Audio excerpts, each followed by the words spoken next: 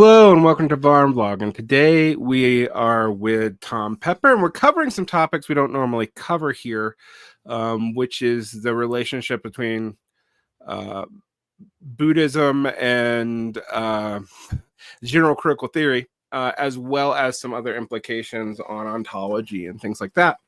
I am with Tom Pepper today. Tom blogs at The Faithful Buddhist and is the author of two books, The Faithful Buddhist and also Indispensable Goods, Thoughts on Ideology, Agency, the Meaning of Life, and Other Somewhat Important Questions.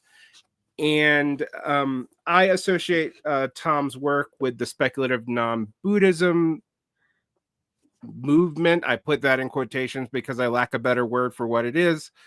Also, people may be familiar with the work of Glenn Wallace on the topic. And you are an independent researcher and writer, and that's always fun to kind of clarify. So, how did you get involved in speculative non-Buddhism? And for those who are unfamiliar, what even is that? That is often confusing. Yeah, it's a hard thing to define because we don't. There's a other thing.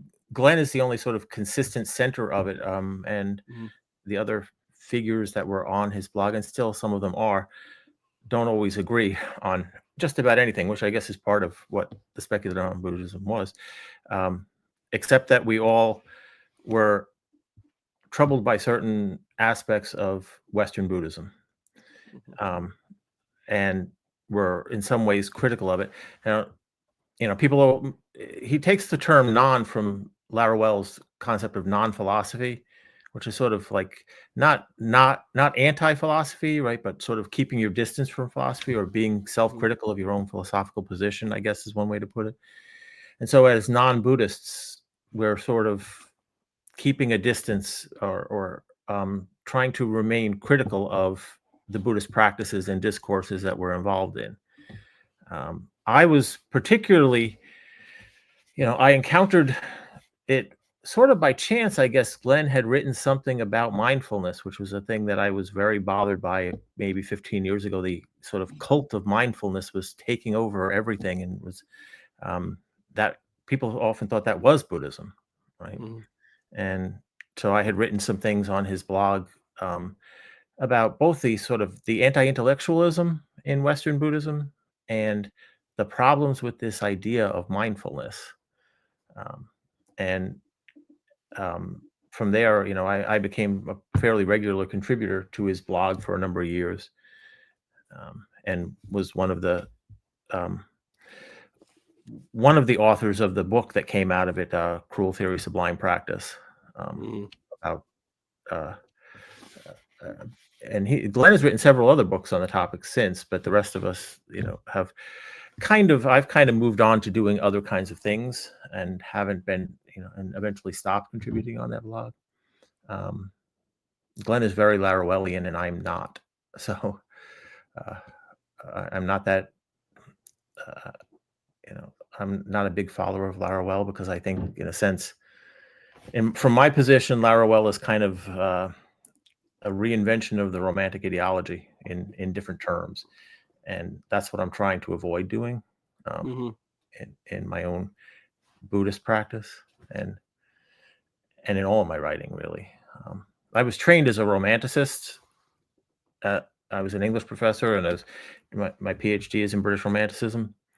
And so I was trained as a Romanticist, and I've always been sort of critical of that Romantic ideology, which I think we're all still kind of enmeshed in at this point. So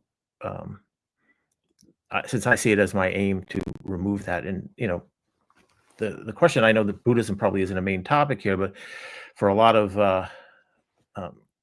people involved in Buddhism, there's been a concern that Buddhism is just overly romanticized, right? That Western Romanticism is sort of infiltrated the way we think of what Buddha must have meant, right?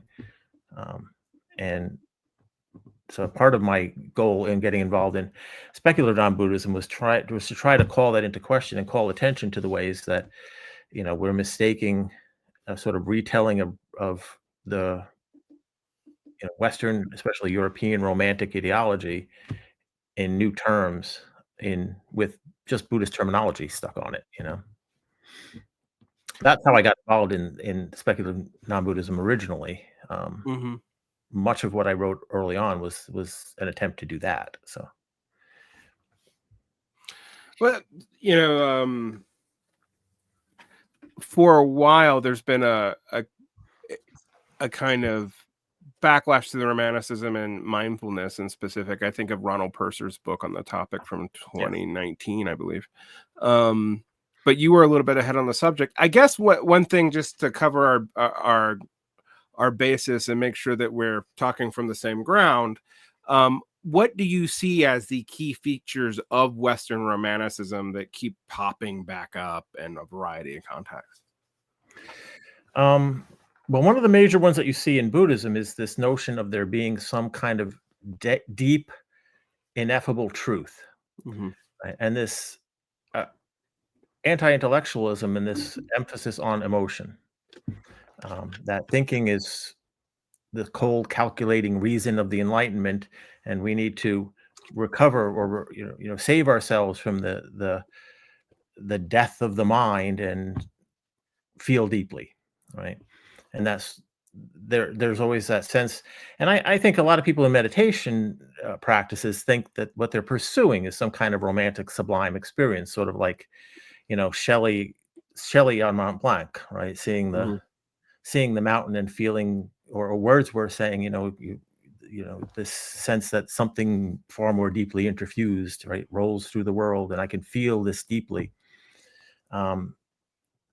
So one of the major features is that substitution for, if we could just feel deeply and escape the trap of thought, will somehow be set free of something, right? It's that narrative of self-development, of depth, that I have a deep self, right? That I have a deep core self that's separate from all the things I am in the world, kind of thing. And for me, that's primarily where it appears in Romanticism, is that sort of I think it's a mistaking of experiences of the romantic sublime or romantic aesthetic experiences for enlightenment. And that's what we're pursuing. But the romantic ideology, right, the movement of Romanticism throughout Europe, and I'm most familiar with, within England and a little bit with Germany, is really an ideology of early capitalism, right? Romanticism is an ideology of capitalism, and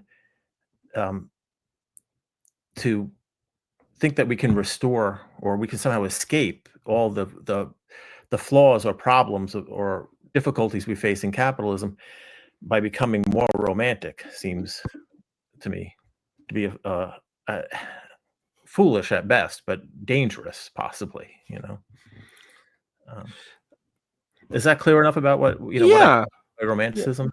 Yeah, it absolutely is clear. One thing I would ask you then is, I agree with you that Romanticism is an ideology of early capitalism, but I don't know that that is immediately clear to most people. Mhm. What do you see as the salient features of capitalism that shows up in this romantic affect? Well, I wouldn't, as saying it's an ideology of capitalism, I wouldn't say that, the features of capitalism show up in it, other than to the extent of saying something like, capitalism always struggles with the same aesthetic problem, right? That balance between use value and exchange value, right? Where we privilege alternately one or the other, or think that exchange value even exists. The difficulty of abstraction, the subject-object split. The way I would say that that Romanticism works, right, and this is the way it works, at least in Britain from the beginning, is, right, people are alienated and displaced from their land. I mean, very literally, right? With the enclosures in England, people are displaced from the land, moved into cities, moved into jobs where they're expected to work long hours at monotonous tasks and in very unfamiliar situations, right? Living in urban settings. For the romantic, right? For Wordsworth as the sort of paradigmatic romantic, right? You give people these deep emotional experiences, and that's supposed to compensate for all of that, right? So if you give them a good poem, right? Good literature, good poems will produce the right kind of moral sense, the right kind of values, but also compensate for the daily misery of their lives and make it livable. I think a lot of people look for that in Buddhism as well, right? When they turn to Buddhism, it's like, I have this sort of alienated life where I don't have any real friendships, my job is empty and meaningless. And so I'm looking in meditation to get this deep, profound emotional experience that will somehow compensate for all of that and allow me to go on with it, right? So I see Romanticism in a number of ways as fundamentally a capitalist ideology. One is just that emotions will compensate for all the other alienations in our life, but the other is there's always a narrative in Romanticism of needing to discipline yourself and develop into a better person, right? To become deeper and better, right? And this need for self-development, progress, and searching for our depths and so this is very fundamentally part of the capitalist ideology. Endless progress, right? Whenever you reach an impasse, you have to move further on. You have to somehow go deeper and move further on and become a better person. So this I've always seen it as, say, not that it's, this is another one of my concerns throughout everything I wrote on speculative non-Buddhism, but everything I've written since is, the concept of ideology as being, it doesn't describe or mirror the world. It's supposed to give us a practice or ways of living that enable us to live in the world, right? It's our way of getting through the day, right? Our way of understanding what we're supposed to do or what we have to do to survive. So the romantic ideology is just fundamentally one component of the ideology of early capitalism, right? So just right at the moment, I just happen to be reading Dickens' Hard Times, right? And you see that conflict between the sort of utilitarian and empiricist notion of that you get from John Stuart Mill or the utilitarian movement and the romantic ideology, right? And these are two sides of the same coin, right? You have to have you have to have that utilitarian capitalist notion of everything has to have maximum use value, maximum profitability, but you need at the same time the romanticism to compensate for that, of the sort of depth of feeling that some characters have and other characters don't have, right? And if you don't have the depth of feeling, you're going to suffer. So, I mean, for me, that's fundamental. You're right. I think most people don't see the romantic ideology. They see the romantic ideology primarily, at least I've seen this among students in the past. A lot of students today don't even know what I'm talking about. They've never heard of Wordsworth, but they would see the romantic ideology as sort of being anti-capitalist, right? As a critique of capitalism instead of a support of capitalism. And so it takes some work to convince people of that first step, that the romantic ideology is a capitalist ideology fundamentally.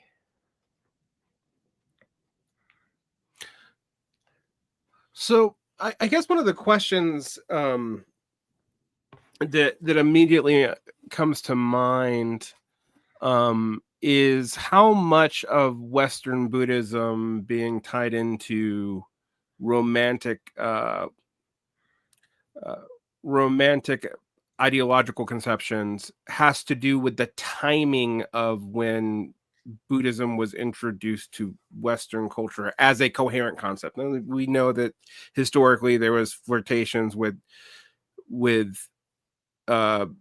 various forms of Buddha Dharma in the West going a long way back, but like it does seem somewhat significant that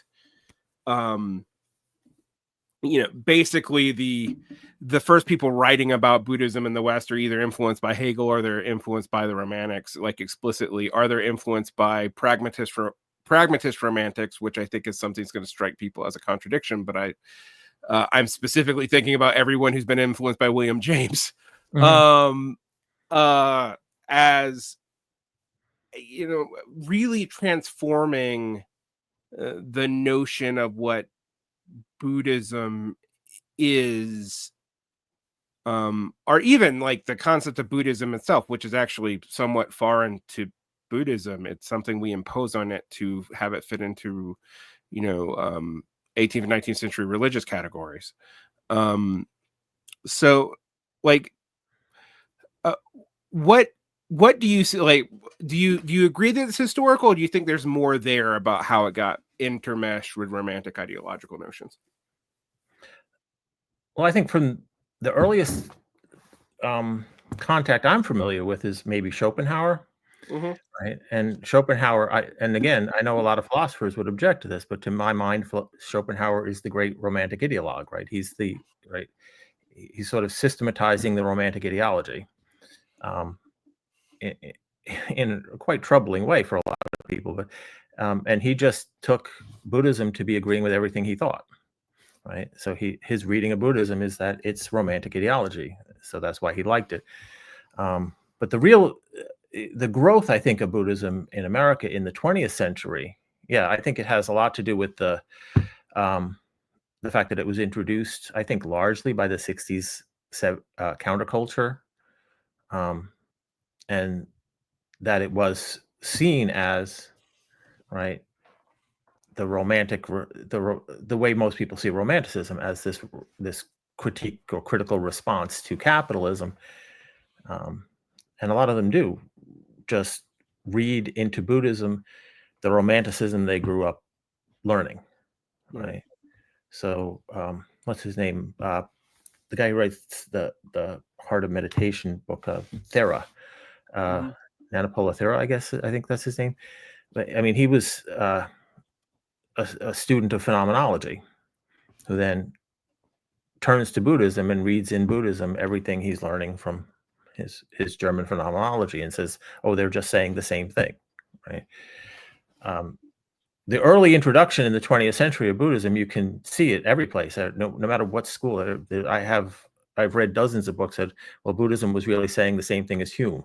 Buddhism was saying the same thing as Kant. Buddhism was saying the same thing as the phenomenologists, whoever you happen to be, right? Now it's, they all see it as Buddhism as being, what are so many books saying Buddha was a cognitive scientist.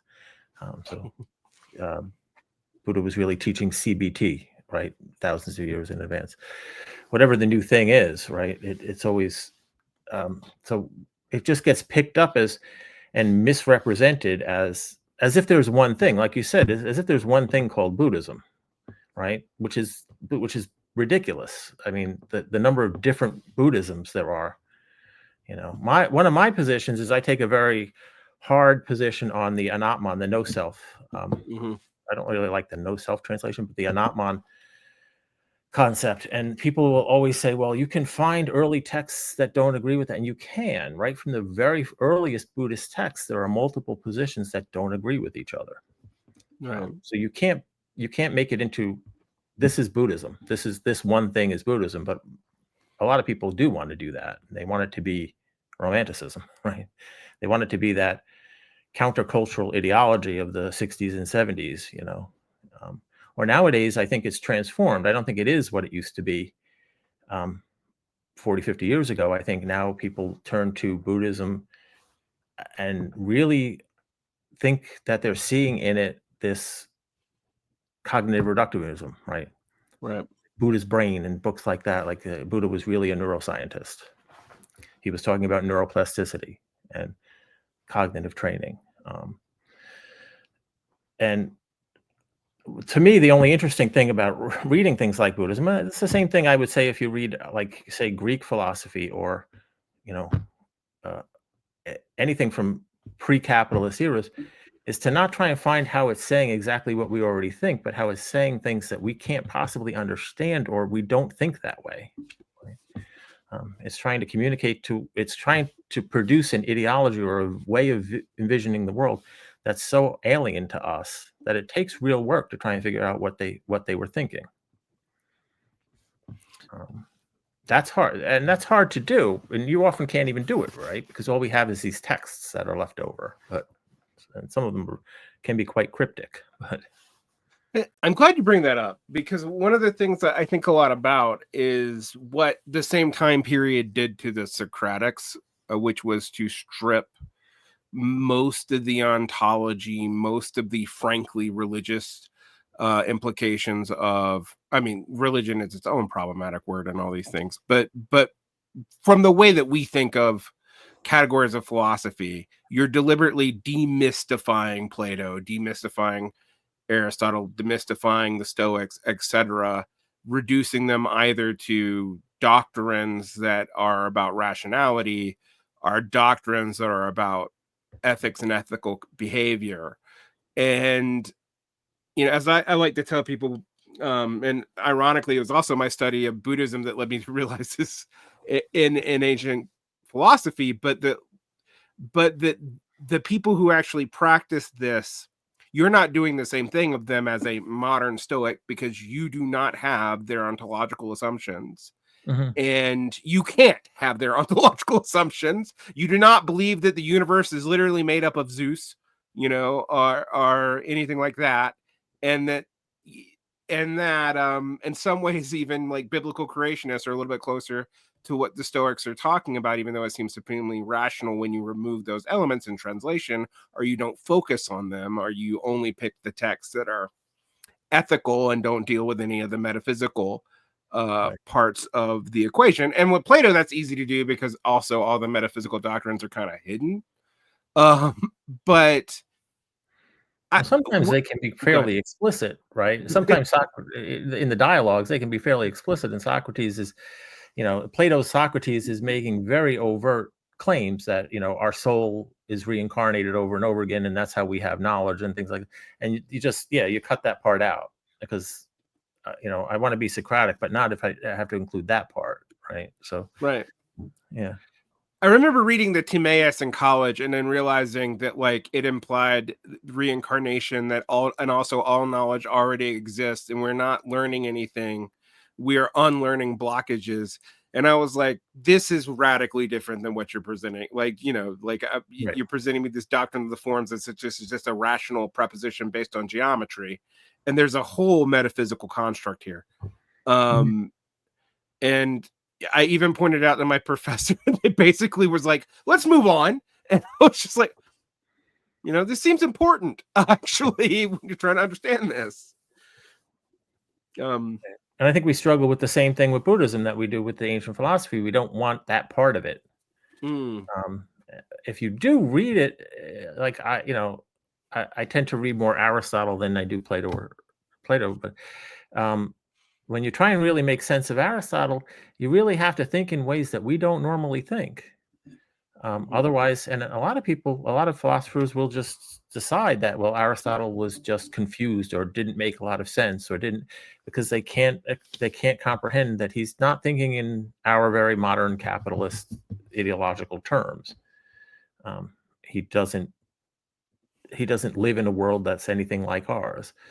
But to be able to think that and to understand that, I think is the value of reading these things. It's the interest to me in reading early Buddhist texts, reading Nagarjuna's, fundamental verses on the middle way is difficult because he's addressing questions that aren't like ours and coming up with answers that are not very, not the concrete, reductive scientific answers that we would want, that would make us comfortable. So it is hard to read it, but to me, that's the only interesting reason to read it. It's not to read it to be, and most Buddhists would never read Nagarjuna because, they would say Nagarjuna is doing what Buddhists shouldn't do. He's thinking. Right. which is problematic, and therefore he's not really a Buddhist. For thousands of years, he was actually called the second Buddha. He was considered one of the great Buddhist thinkers in many schools of Buddhism, but not in America. So, do you think that's why like Zogchin and Zen are so popular as schools? I mean, we see this in other schools of Buddhism in America too. Like I talk about my experience of Theravada in America versus my experience of Theravada when I lived in Asia, which is radically different. So much so that they seem barely related to each other. But it does seem like the schools that tend to be popular in the US are schools that, well, thinking about Anatman, and I'm gonna become Buddhological nerdy for a second, but like, that doctrine is, and even though emptiness is supposedly a big part of Zen Buddhism, like Anatman isn't really in most of it, and it's not really addressed because there's this avoidance of systemic philosophy and a lot of Western practitioners to point out that like, like if you push to, I don't know, say the Nirvana Sutra, where there is essential self, and basically an Atman becomes back to Atman again, and you're just like, this is being missed by people practicing these things and chanting these things today because they don't have the philosophical concepts in the first place. They're trying to go to this directly experiential, like true self notion that seems very romantic to me, but I'm always like, but there is no, I guess in my own practices of Buddhism, I'm actually similarly Sunyata and Atman oriented, where I'm like, there is no true self though. Like it's not, what do you think's experiencing anything? And I find that super frustrating because you do get a lot of peons of people talking about emptiness, but in this hyper mystified, mystical way that still doesn't deal with its original context, like at all. And yeah, I also take that with Nagarjuna. Like Nagarjuna is super important to Mahayana Buddhism, even maybe kind of important to other Nikaya Buddhisms, and yet people will flirt with it. But I remember reading Stephen Batchelor approaching Nagarjuna, and it just felt like being made safe and modern in a way that text really isn't. And also people have a hard time when they do study the philosophy, like let's say you do treat Buddhism as philosophy, right? Then you also see them like not dealing with the other metaphysical implications, are like, the whole thing about Nagas, and it's just like, yeah, there's literal snake people involved in this. That's all avoided to make this seem all very, very modern. How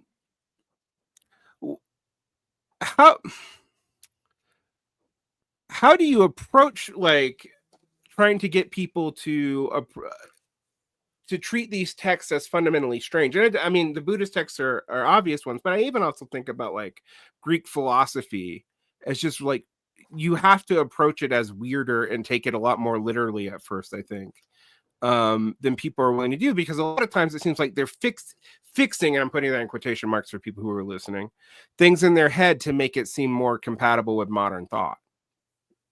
Yeah, there is. I think that's a tendency that everybody has initially when you come with something really new, to try to explain it, to say, well, that's really saying the same thing as this, something I'm familiar with, right? To make it less confusing, and that's always the first step in trying to get to something. And then you have to go beyond that and say, all right, well, where doesn't it really say the same thing as what you read all these books saying, well, Buddha's really saying the same thing as Hume. Well, he's not. And so you can start from there, and then you have to look at the text and say, well, where does he say something different from Hume? Where is he not saying what Hume would say? And people do want the comforting part of it. They like the true self idea. They want to hear that, underneath it all, I have a deep down, true, eternal self, right? This uncreated mind that is pure and not soiled by ideologies and politics and things. And so, it's a way, I think, for a lot of Western Buddhists, it's a way to avoid being politically engaged. That's one thing that gets Buddhists in the West very angry if you start to talk politics and Buddhism at the same time, which on the speculative non-Buddhism blog we often did and got furious responses. I mean, if you used to read there, I'm sure you saw some of the Oh yeah, absolutely. the People got extreme very levels mad. of hostility and anger. I mean, I literally got death threats from Zen Buddhists telling me they were going to come to my house and kill me, and because I was suggesting that Buddhism was political, that that there was a political component to believing these things. Because I think anything you believe, there's a political implication to it, and that we have political obligations in the world to. I mean, Buddhists like to talk a lot about suffering and reducing suffering, but they're not that interested in reducing the suffering of other humans. Just they'll talk a lot about we should all be vegetarians so that animals don't suffer. But when you want them to talk about, well, what are we going to do about the poor people? We're not going to do anything about that. They don't want to get that political. They look for that comforting thing, and I've always thought that a lot of people go to Buddhism and I didn't know this at first, I guess, when I first got involved in Buddhism, but they go to Buddhism because they reached a point where whatever it is they do or whatever it is they think has become troubling. Has threatened them with this suggestion that you're gonna have to get political, right? Your Christianity is starting to demand something of you. Your philosophical position is starting to demand ethical action. You're looking to escape the obligation to actually act in the world, and you think, in the West, we think escaping the world is what Buddhism helps us do, right? You can avoid the need to actually take any political or social action. So, my big part of my contribution to the speculative non-Buddhism blog was encouraging people to say, look, we have to have this political component to it, because if you're going to reduce suffering, first of all, you can't do it individually, right? You can't reduce your own suffering at the expense of someone else, right? And secondly, this is just the only possible path, is to get politically engaged. People would get very angry about about that kind of conversation. Or when I was be critical of something like critical of fields like psychotherapy, people get very hostile about that, or something, or critical of the mindfulness industry, because they go to those things just exactly to retreat from whatever the implications are of. I mean, I would see a lot of people when I used to be involved in a Buddhist group. There were a lot of people there who were lawyers and therapists and college professors, and they see the troubling implications of what they're doing, and they just don't want to have to think about it. And they think, well, I'll shift over to Buddhism, and then I don't have to do that political stuff. Right. Well, I mean, this actually is an interesting thing. One of the reasons I got interested in speculative non-Buddhism many years ago is I was hitting some similar problems in my own reconciliation of, having grown up in a mostly Theravada Buddhist community, actually of Sinhalese and Lao extraction, even though I'm neither of those ethnicities, obviously. And then dealing with, for me, it was apolitical Buddhism and then also engaged Buddhism, which always seemed to end up reflecting whatever the popular left liberalism was of the time. And that used to confound me, because I was like, there's no way that that you read these texts and go, well, that's just what liberals believe today, let's do that. Which I was going to ask you, how much of that is interpolation and how much of that is will for ignorance? I mean, what do you think is going on? Because I would agree with you, most Buddhists are apolitical, but when Buddhists become political, it's not unique to Buddhism. It just looks like standard left liberalism. Mm-hmm. Yeah, I mean, some people have asked me this. Is like, because being a Marxist myself, people will say, well, so you take Buddha to have been a sort of communist, right? And I said, well, he can't be a communist because there's no capitalism at that time, right? That doesn't make any sense. He wasn't critiquing capitalism, which is what which the definition of communism is: someone who thinks capitalism should be eliminated. But he couldn't have been, because there was no capitalism at the time. So in one sense, yeah, the only thing you can do is respond to the world that we have, right? Because you can't say, let's go off and form an intentional community in Deer Park, right? And all attract people to come and, do sitting meditation and do our daily talks and stuff. That's not a response to the world that we could have today. So, to a certain extent, I can see that whatever engagement you're going to have is going to be an engagement with today's world. It can't be an engagement with Buddha's world, right? So we can't. He can only teach us. These texts can only teach us so much about how to engage in the world. Our world would have been unthinkable to them. They couldn't have imagined the situation that we're in. But a lot of times, yeah, I mean, when you start to say, well, this particular response that I'm forming here is the right Buddhist response, well, it could be informed by Buddhist ideas to a certain extent, but it can't be informed just by them. Buddhist ideas alone aren't going to give you a political direction, right? Because they can't tell you anything about what's wrong with capitalism or how to fix it, right?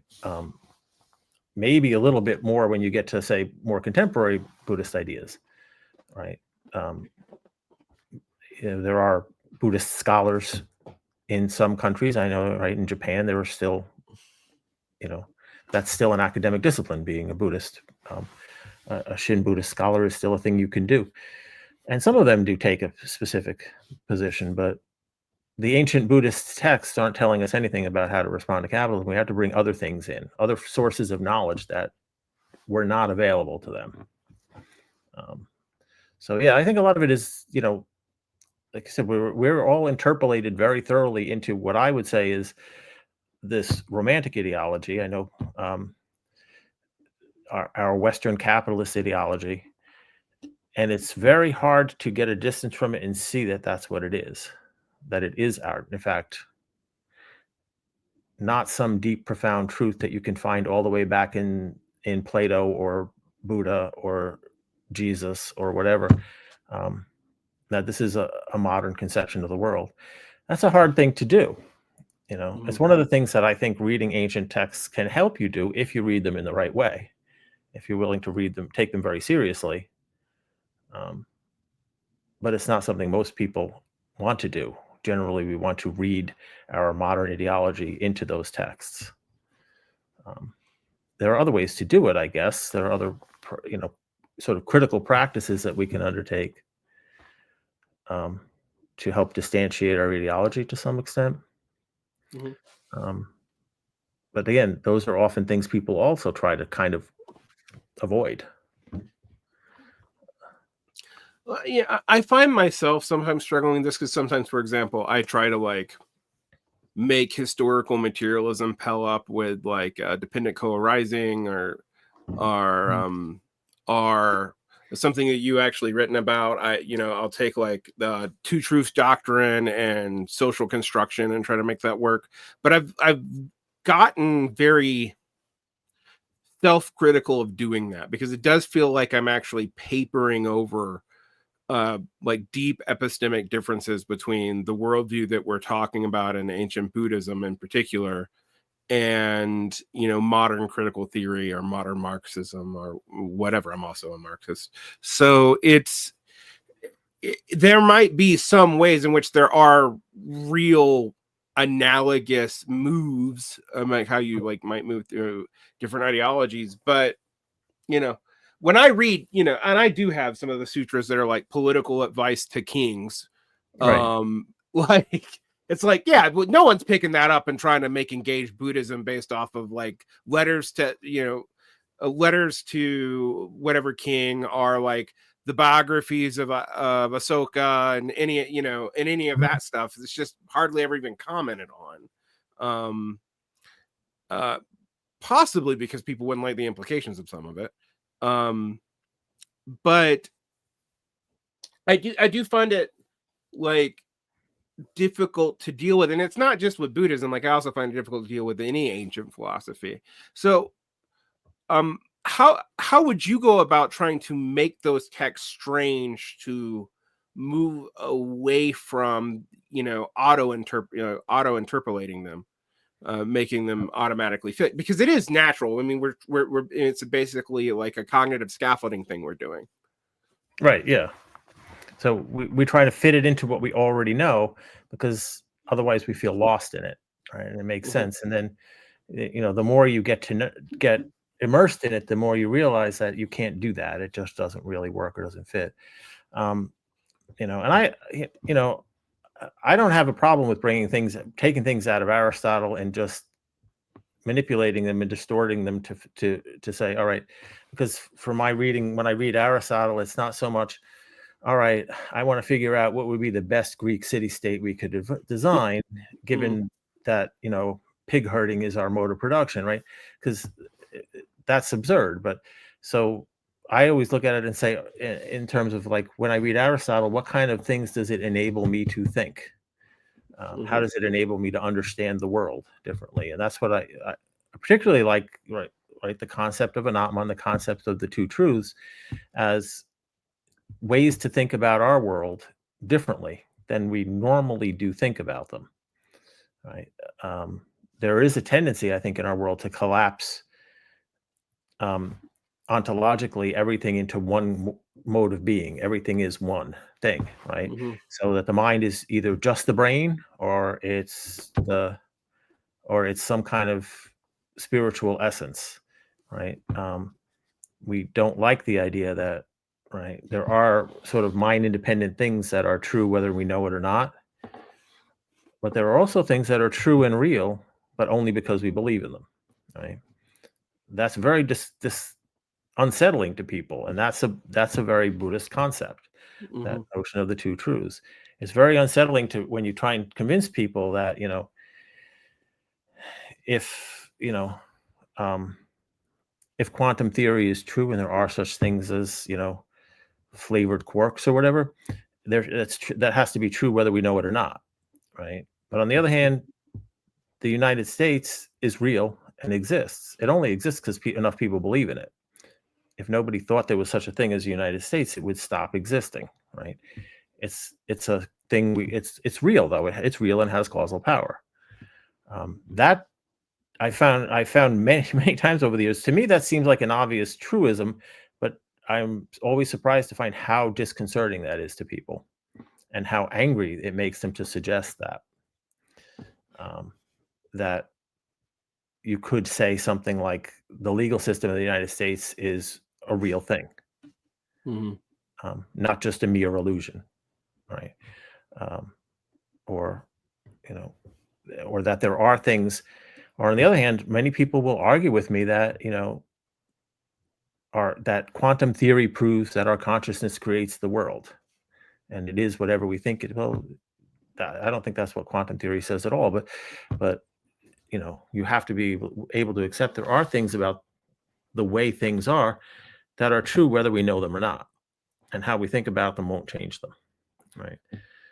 These are things that are fundamental to certain kinds of Buddhist philosophical texts that are very unsettling and difficult for people to think of today, right? So I used to write much more about Alan Badiou than I do now. I mean, what's his latest book, the third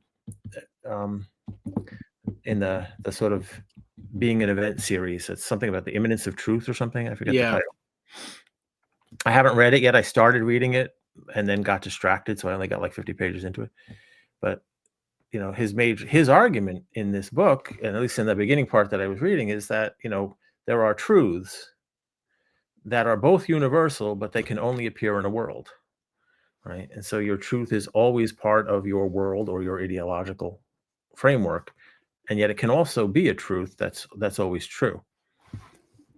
That is a concept, I think, for a lot of people that's very disconcerting and unsettling. And I still get that response to people all the time. If, either it's a universal truth or it's a truth that it's from within your ideology, but it can't be both. Right? So I would agree with Veju's argument there that yes, it can be both, and it has to always be both. Things like that, you can just, I think you can just bring this in, right? When I read something, if I read Hegel, I'm not so concerned about making sure I get all of Hegel right. I don't think anybody's foolish enough to believe they can do that. I'm just thinking, what can I get out of reading Hegel? How can it allow me to think differently about the situation we are in right now, right? One thing that, certain kinds of Buddhists, are obsessed with the idea, for instance, of figuring out what the five aggregates are, right? The skandhas, and they're very interested in, there's there's what matter, sensation, perception, volition, consciousness, whatever that, or however you translate the terms. And we have to figure out what they meant by them, and and I really say what the whole aim of Buddhism here, what Buddha's trying to say is that look at these things. This is a sort of ideology of the subject that they have at the time. It's false. It's wrong. It doesn't make sense. We have to be able to think critically about it, right? So instead of getting, the way I would bring a Buddhist text into today is to look at that text and say, look, what he's doing, it doesn't really matter that we can't think in those terms. In fact, that's the point. We can't even figure out how to translate those terms, what the skandhas are, because that was the way their sort of dominant ideology of the subject. It's so alien to ours, we don't even have words for it. Right.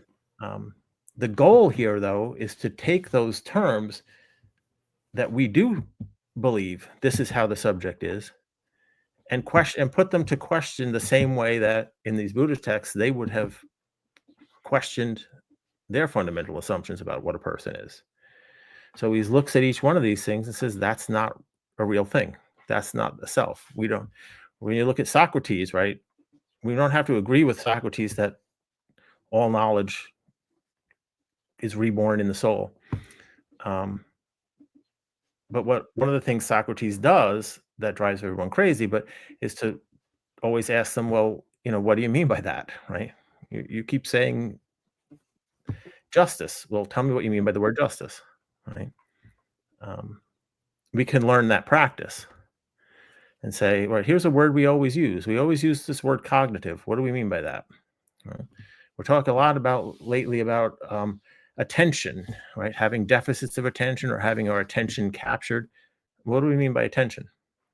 What does that term even mean? All these terms that we think are central to our subjectivity, right? Consciousness, attention, anxiety now is the big one. We don't even know what they mean, right? So we may not be questioning the same things that the Buddhists were questioning or that Socrates is questioning, but we can take that practice that they take of saying, can we look critically at the terms we use so often that we don't even realize we don't have a meaning for them.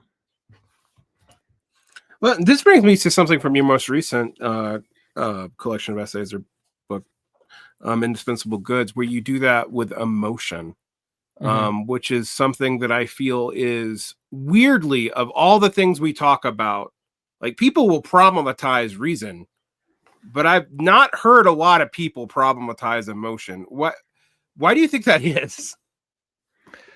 That emotion is part of, it's fundamental to the Romantic ideology, right? You read things from the 18th century and you never see that word. I think Hume was one of the first people to use it consistently. It very rarely shows up. And then you get to say Wordsworth's preface to Lyrical Ballads, and I can't even count how many times the word shows up. It's in he's talking about emotions constantly. It's just by that point becomes so natural because it's so fundamental to the Romantic ideology that our emotions are the most important part of us. But we don't know what they are, right? We don't know what that word means. Right?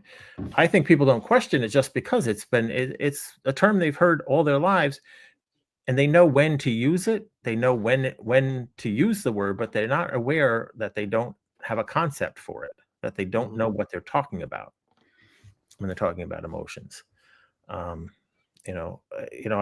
think in that section of indispensable goods, I mentioned, Martha Nussbaum's book, where she talks about her sort of neo-Stoic theory of emotion, and she's sort of critical of this idea. Our general idea of emotion, she says, is that they're these sort of ghostly entities that push us around and force us to do things against our will. Right? They're these magical entities. And so she comes up with her sort of neo-Stoical definition, right? That has something to do with like emotions are like when emotions arise when we have a belief that something's very important to our life, but we don't necessarily have control of it, right? That's the point where an emotion arises. Most people don't want to think that, right? It's a disturbing thing to think that that's when we use the word emotion, that we don't really have emotions. What we have there is sort of an inadequacy of thought. And it's hard to convince people to stop and think of what emotions are, because what they've been taught to do is that, what are we taught all the time, right? Men don't express their emotions enough, or children have to learn how to, I remember when my kids were little, you get, all these children's books would say, identify your emotions, right? They have these little children's picture books. Here's what when someone's sad, here's when someone's angry, because you want to identify your emotions. And it becomes so much part of our language, we don't question it.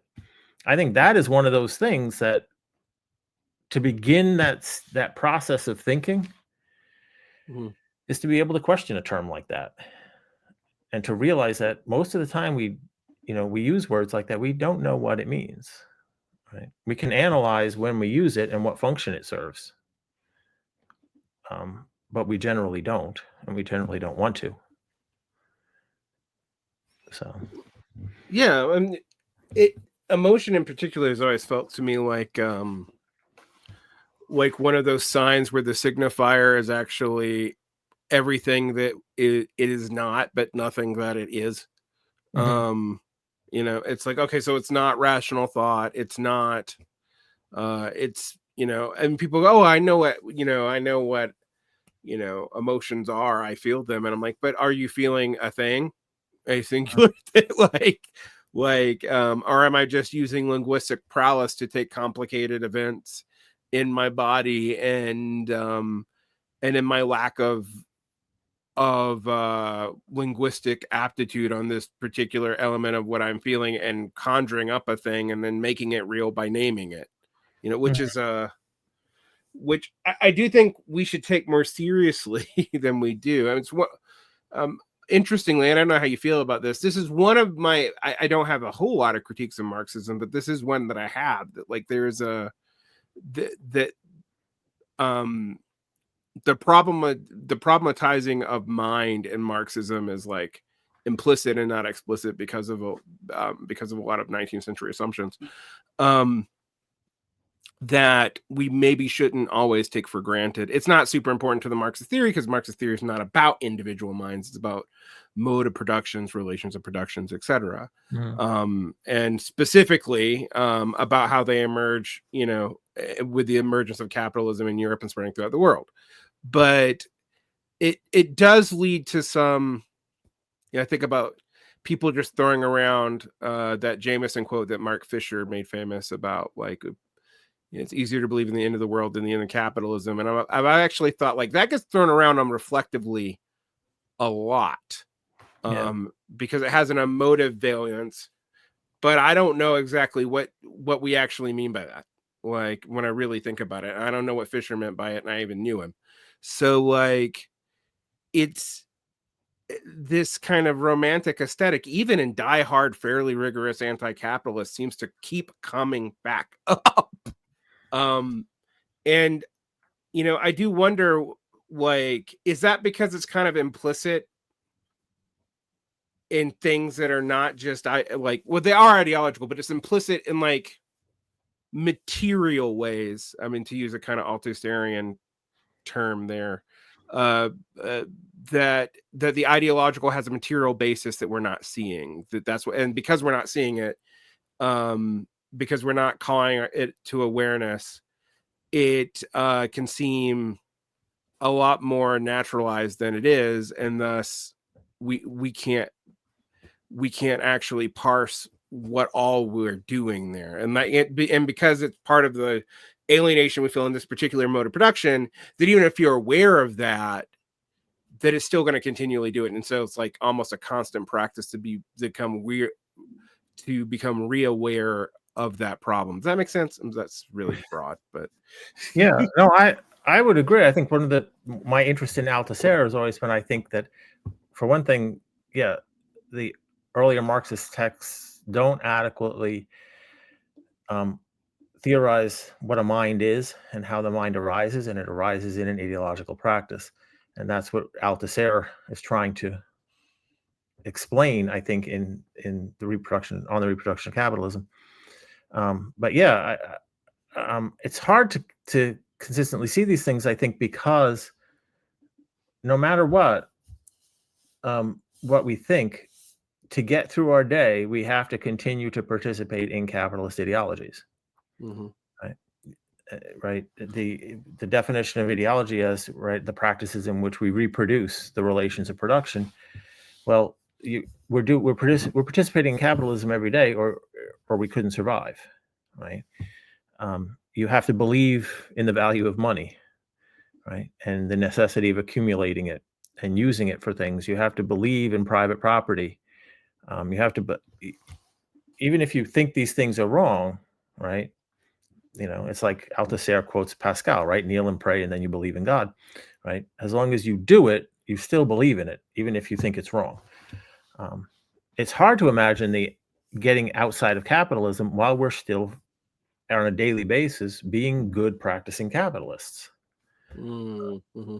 Right. And how do you not do that?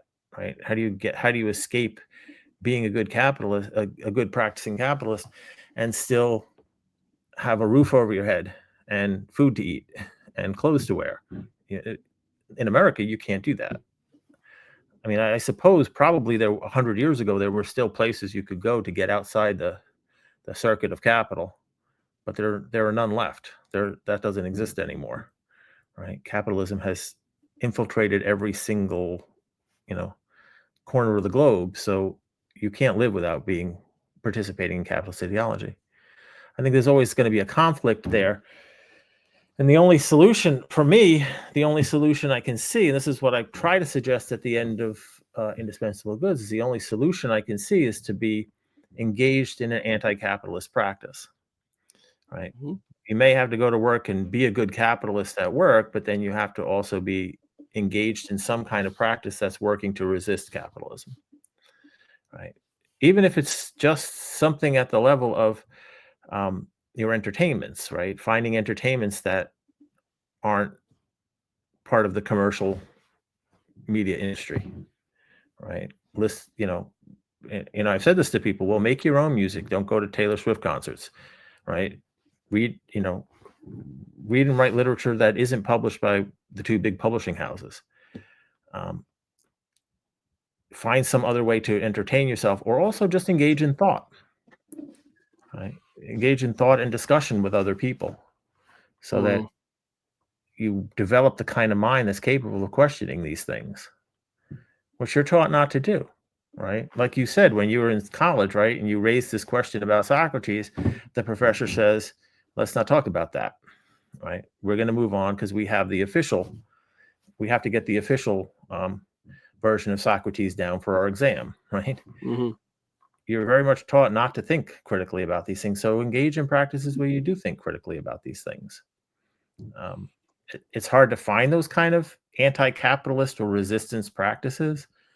But I think that's our only option at this point, is to gradually produce practices that are not capitalist and that can help us resist capitalism, and help us become the not thoroughly capitalist subjects. We can't imagine,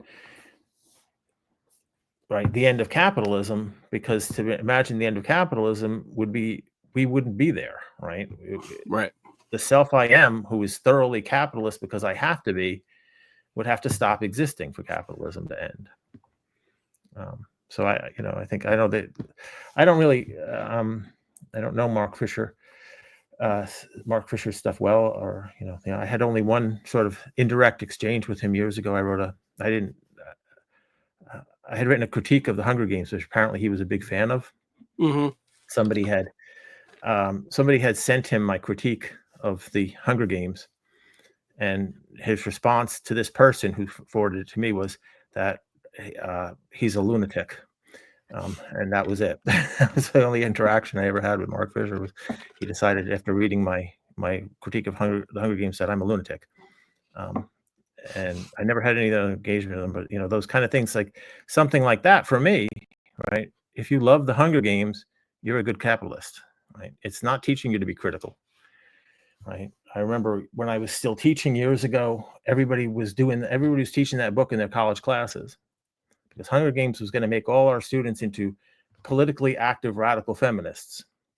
And so they made them all read it. My kids had to read it. My daughter had to read it when she was in 7th grade, I think, for her junior high school summer book reading or something. And I said, look, so you fast forward now 15 years, and how many of those kids now that read Hunger Games are the politically active radical feminists we thought they were going to be? They became exactly what Hunger Games wants them to become, good capitalist subjects. Right? We have to find some other form of entertainment that's not, part of the capitalist ideological state apparatus. Just if we're going to become a different kind of subject. Well, I mean, I happen to agree with you about that. I've actually always been a little bit skeptical of capitalist forms of anti-capitalism. By that I mean like the soft critique, and I'm not accusing Susan Collins of even thinking this out in any like systemic way and like deliberately being a capitalist. That's not my point.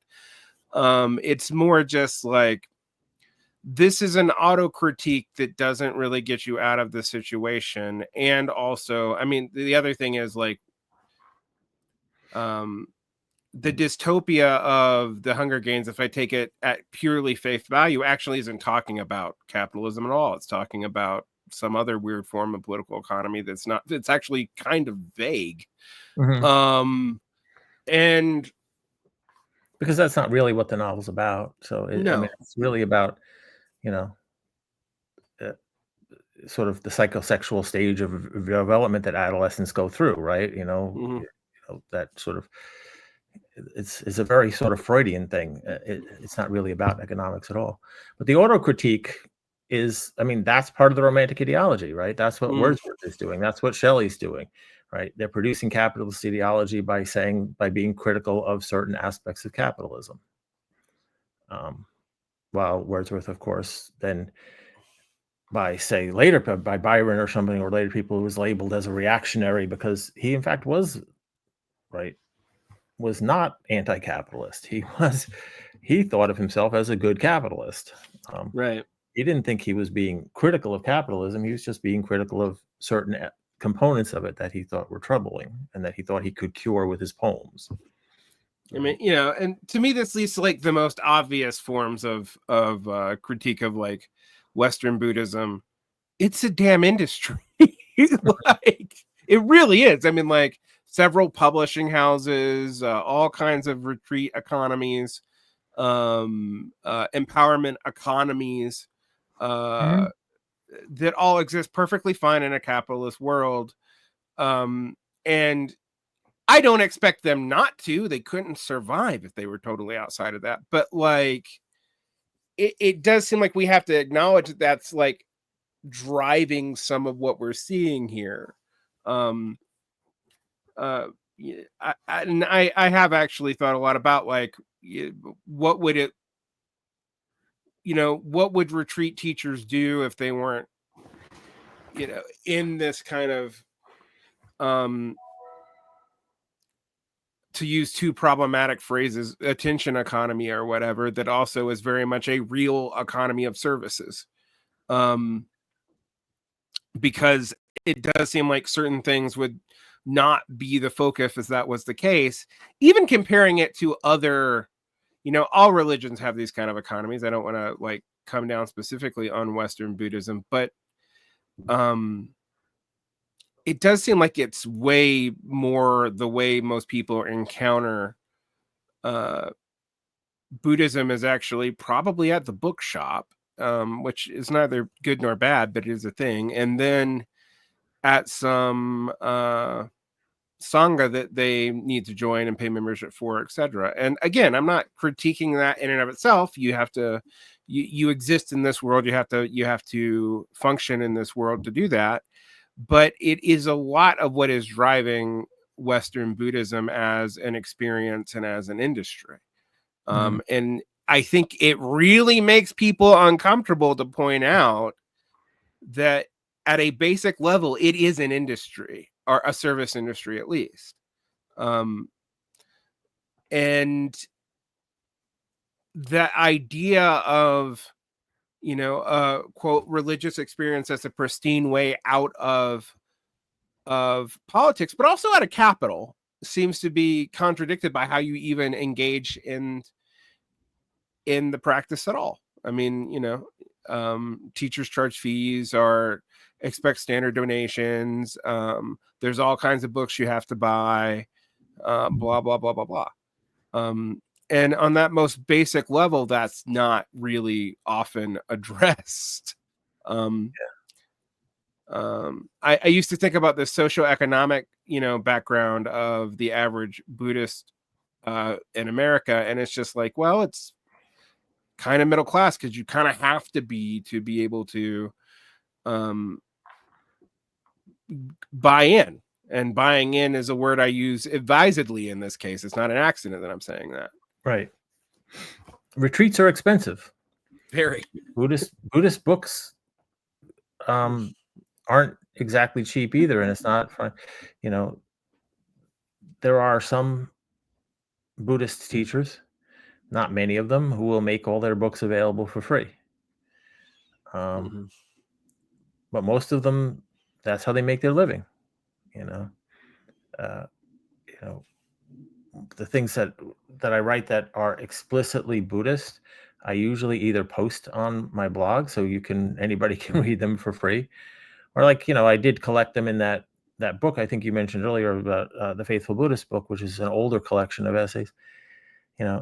And I don't make any money on that. It's pretty cheap. Amazon makes money on it, but I don't make any money, and they don't make a whole lot of money on it either. So, it's just making it available in a digital format so that people could read them when I took them off the blog, and, there are ways I think you could do that with Buddhism. Like I would tell people, if you want to talk about Buddhism with me, I'm not a teacher. I'm not going to charge you fees. We don't, just, meet me at the coffee shop and we'll talk about it. Or, you want to go down to the park here, we'll go for a hike and talk about it. It doesn't have to cost any money. It doesn't have to, you don't have to buy any equipment or have a specific book or something. I think Buddhism could be like that, could be promoted in that way. It's not generally. And the people who would be willing to do it that way aren't going to become the celebrity Buddhists that you're going to see on the cover of the Buddhist glossy magazines, or nobody's going to know who they are because they're not promoting retreats and they're not making money. So yeah, there is there's whenever you get like that, though, there's always going to be that tendency that I've seen with many people who I think should know better, that say things that are troubling because they're going to tell their audience what the audience wants to hear. If you need that audience to keep your, that's where your income comes from, then you're not going to tell them the troubling thing that's going to piss them off or going to make them uncomfortable.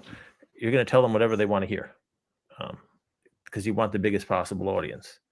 And I've seen many teachers over the years do that, like retreat from certain things they say early on. They'll retreat from them if they find that the audience doesn't like it. Right? They'll back off of that anatman stuff and start to say, oh, you do have an eternal soul, or you have this, this consciousness that will exist after you're dead or something like that. And it's because that's what people want to hear. They don't want to hear the opposite. They Right. hear that an Atman means, once you're the conditions for your existence are gone, you're just gone. When you die, there's nothing left. You're just, you may create an effect in the world that will move forward, but you're gone. That version of an Atman is disturbing to people. I've always thought that we need to get that concept down because, look at the world that we're in. If people are willing to accept that it doesn't matter because I'll live in bliss when I die, then they're not going to be that motivated to be happier right now. We need to do something about our world right now.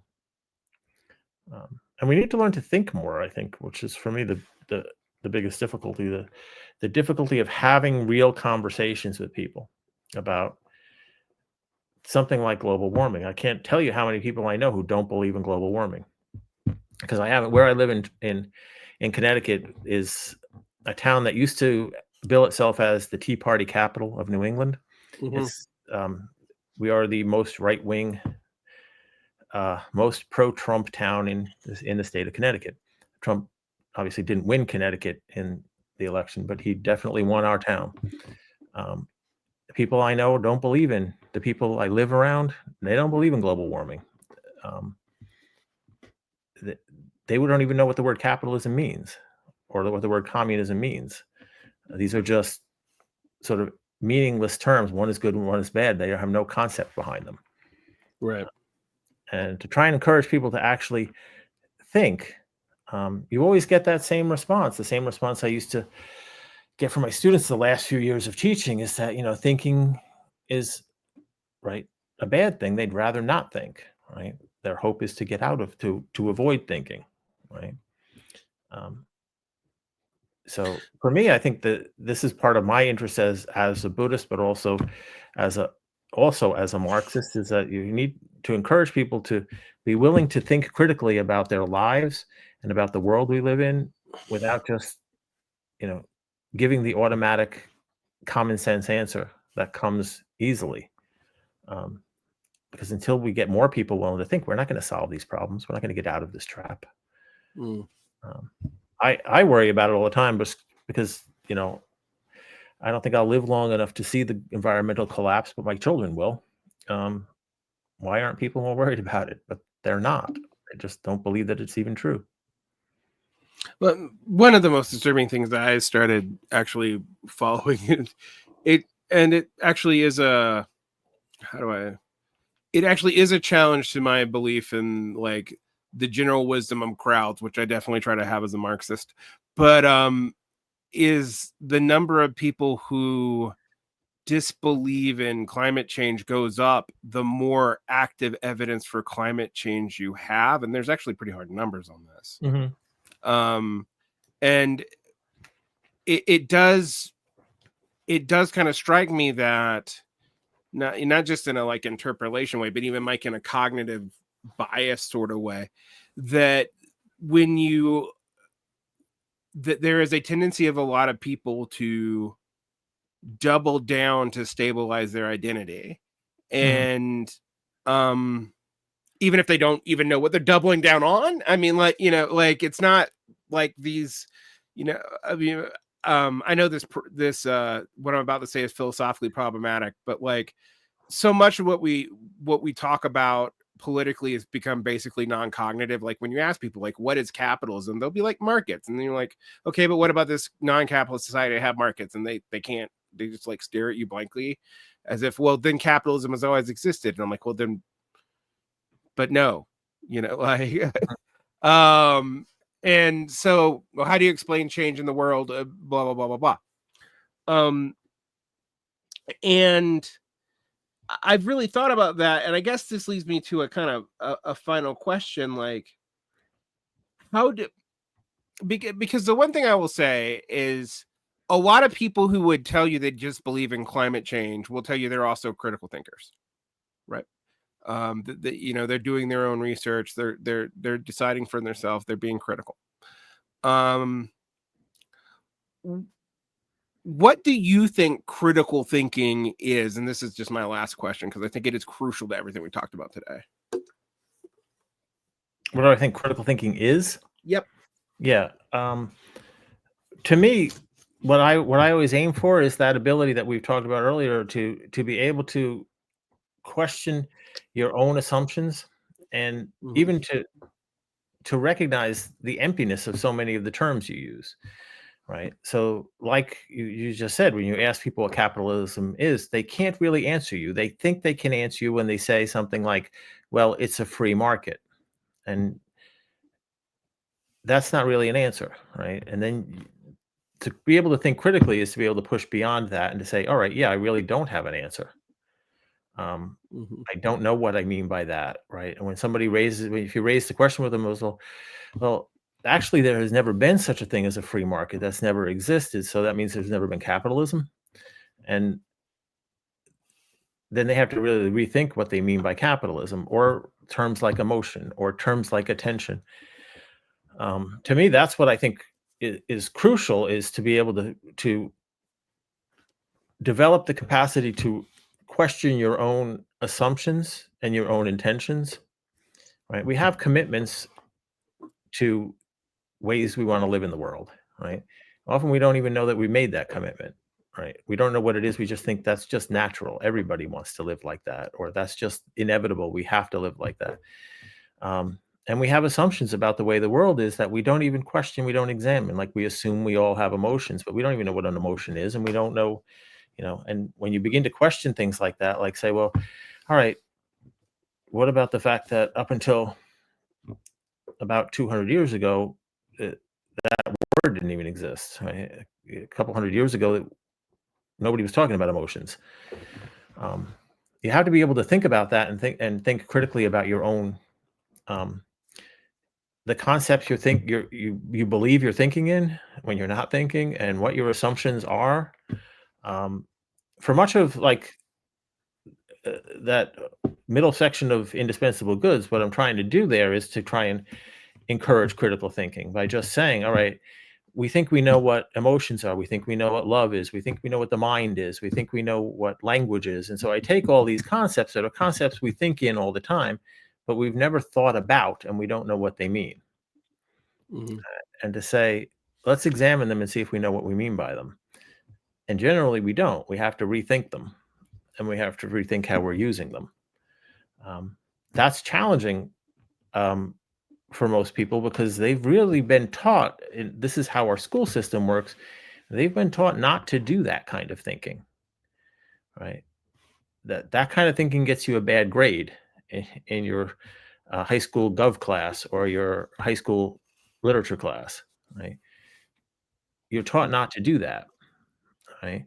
So when you ask those kind of questions, you learn, those aren't questions to ask. I shouldn't be asking these kind of questions. So it's hard to get people to break that habit and to start actually thinking about the terms they use, right?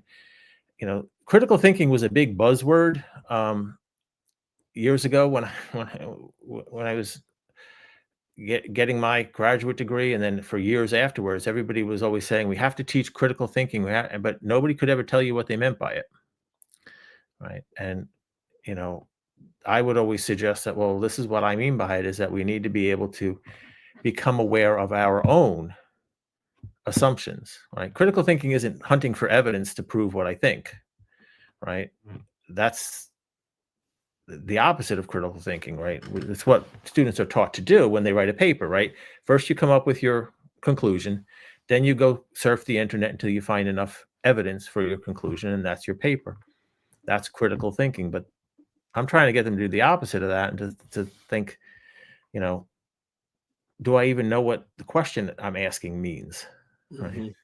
If I'm asking this question, I'm using terms in it. Do I even know what these terms mean? Right? And why am I asking this question? Like, what's the implicit assumption? What's the intention? What's the motivation behind it? That's not something our educational system is good at teaching people. Right? I think if you're willing to sort of take things from traditional Buddhist philosophical thought, things from Greek, ancient Greek philosophical thought from all different places. If you're willing to read some Marx and read Freud before you dismiss him, read what these things actually say, it can help you learn to think critically about your own world, right? You don't have to buy everything everyone says. It can teach you how to think, though, to think through these things rigorously.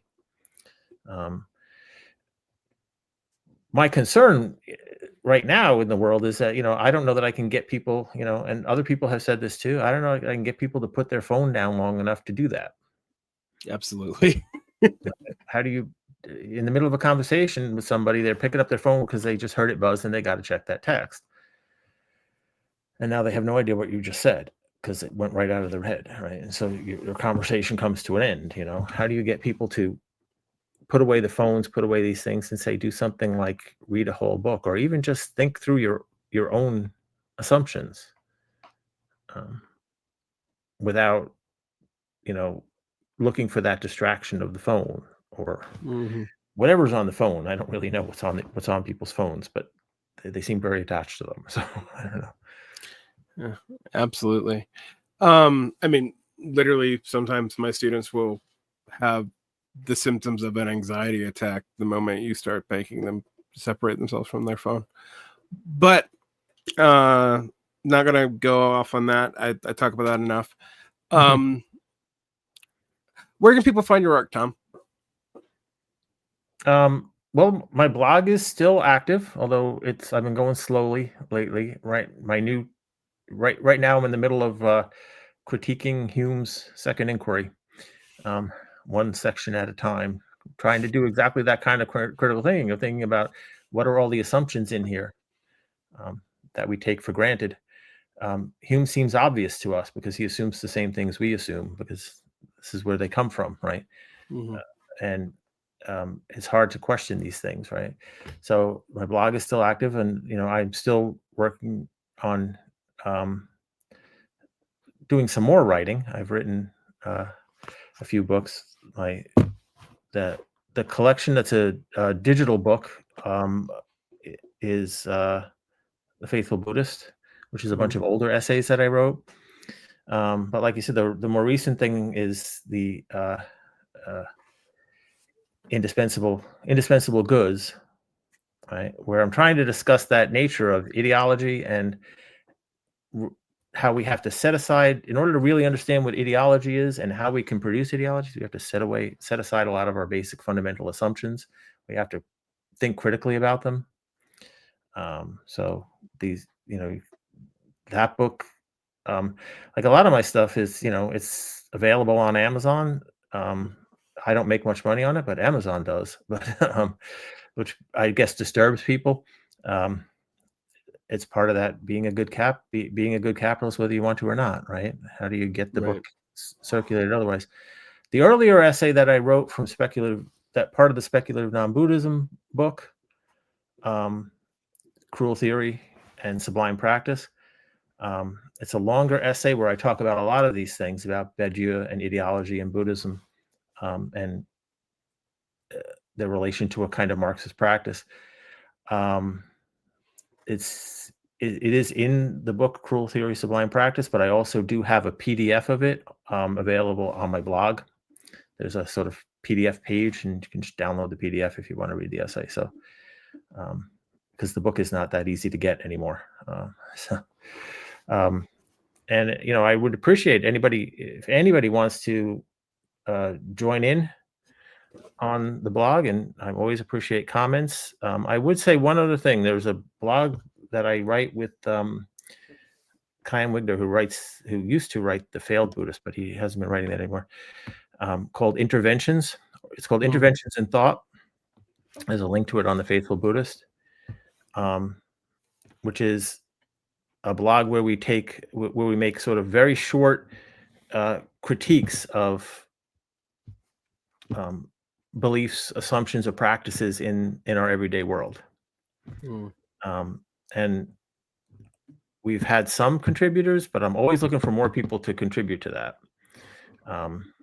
The aim of that the aim of that blog is hopefully to eventually get more people to contribute these interventions, these questions where we try to make people examine what they take to be common sense, I guess. Mm-hmm. So we've had some people contribute, a few to them. Mostly it's been Chaim and myself writing them. So I would encourage people, if you can, take a look at that and see if anybody. I always would appreciate anything. If you're reading something in the newspaper or you see something on TV that you feel a strong reaction to, write an intervention and send it to us, and we can post it there. That's a site where we try to look for a lot more interaction. It's been hard to get people to contribute there because people will read it, but they really don't want to write for it. Yeah. It's a challenge, I guess, to do that kind of thinking. So, yes, put it mildly. Well, thank you so much for coming on. I will put links to the Faithful Buddhist into the show notes so people can find your work and maybe also find the Interventions in Thought and engage. I've actually been reading, I didn't bring it up, but I've been reading your stuff on Hume since I was reminded about that blog. I was like, oh, you're still writing there. Cool. You're one of the few people still using a WordPress blog. I'm going to read that. So I would tell people to check that out. So, it's almost retro now, right? To still use a blog and write things down, right? But yeah, well, to use a blog that is not on Substack, which is just a blog that also uses Google, Yahoo era email technology, but figured out how to monetize it. But anyway, the absurdities of our current tech environment are a whole different rant. But thank you so much for coming on. All right, thanks for having me, Derick. Good to talk to you. Good to talk to you as well. Okay.